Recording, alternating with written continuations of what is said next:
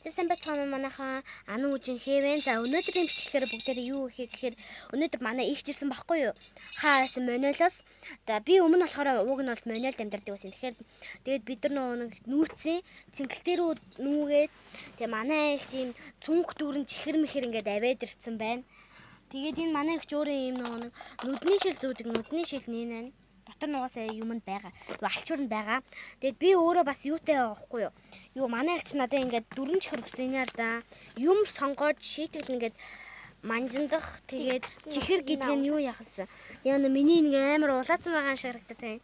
За тэгээд энэ зүрхэн чихрнээс хоёр тэгээд ийм pink, purple ийм хоёр чихрнээс нэг байна.